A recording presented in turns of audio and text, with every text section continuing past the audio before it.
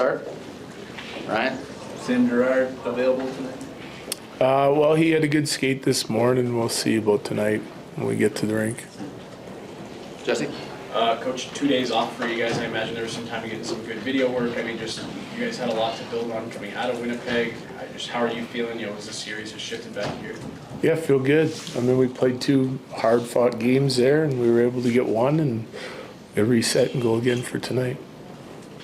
Coach, coming back home, we know all regular season, this building was a real source of energy. You guys played so well on home ice. To be coming back with the series evened up, knowing you're getting that extra boost of support, just how does that kind of just help the overall mentality, give you guys that extra spark tonight? It helps. I mean, they've helped us all year. We know the atmosphere in here will be crazy again tonight, and our guys certainly like playing at home, and they've shown that over the course of the regular season, but playoffs is a different animal. Like it's a whole new season now against the same opponent over and over, and we'll take their support. I know that they'll be excited to be able to watch us play a playoff game here after a long hard-fought season. Ariel? How can that level of support also help a guy like Girard, who really just needs that boost of confidence and came off a great game in the game too? Well, he should be feeling pretty good about his game because I thought he was outstanding. Like I thought our team was a little bit better in game 2, but he was much better in game 2, which is a big reason why we won, and hopefully he gained some confidence out of that. I'm sure the crowd support certainly not going to hurt. Mike? The 20 combined goals through 2 games, I think this is the highest scoring series in the playoffs. Do you expect that to continue, or at some point might we start to see some 2-1, 3-2 kind of games, or just too much talent on these teams for that? It's hard to predict, like around the league you think one game's going to be hard fought, low scoring, and I thought both those games that we just played in Winnipeg were hard fought and high intensity, but good players are making plays, and even though both teams are defending hard and doing the right things structurally, there's still been some breakdowns, and guys have been capitalizing on that. So it's too hard to predict. I mean, certainly we have some things that we want to clean up on the defensive side of it, but at the same time, we want to keep doing what we're doing on the offensive side. So, and building off that. So you just never know. You got to play the game the way it's presented in front of you, and some nights they take a turn that you're not expecting. Go ahead. Arbit Holm was called up this morning, but Justus has been on the ice 2 days. Is he feeling good enough to back up tonight? Yes. Ken Campbell? Girard, I just wanted to ask you about Kellen Carr. I mean, earlier this year when he kept hitting those milestones and everybody was saying, okay, well, he's ahead of Bobby Orr in this respect and that respect. And I think the first inclination is to go, no, it's outrageous to compare him to Bobby Orr, but I don't know, maybe it's not.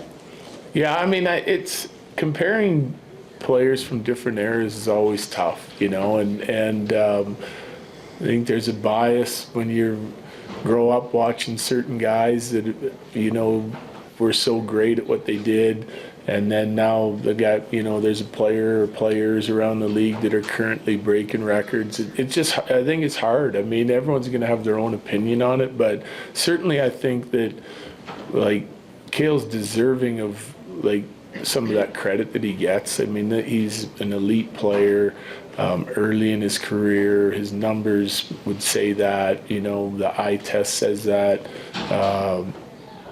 So I think it's a matter of time, It's a matter of time before everyone kind of sees what he's capable of, and just watching his career unfold. But certainly there's an appreciation here in Denver, and I think growing across North America anyway, of what he's able to do and how he's able to play in a really tough league. Ryan Clark? Granted, you've had Zach Parise just for a little bit, but how would you describe the impact that he's had in this dressing room, almost like a leader, like a pilot or an engine, if you will? How big has he been in terms of just cultivating sort of the culture here and just sort of what he's been able to help guys with? I think it's big. I don't think any addition that you make to your team that fits and is able to contribute on the ice and bring that experience, I think, is invaluable. I don't think you can ever have enough of it. We've got a great leadership group in our room.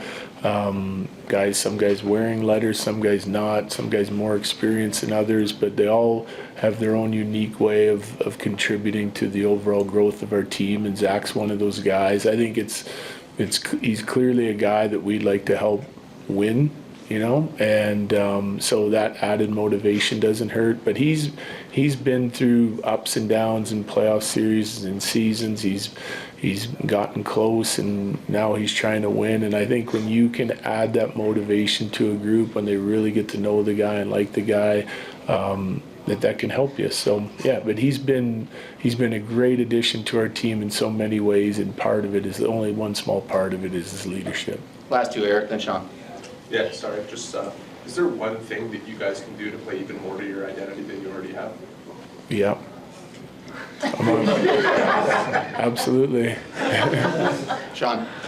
When you talk about cleaning things up defensively, are you talking about like systematic changes to address how the Jets press, or is No. it just puck handling?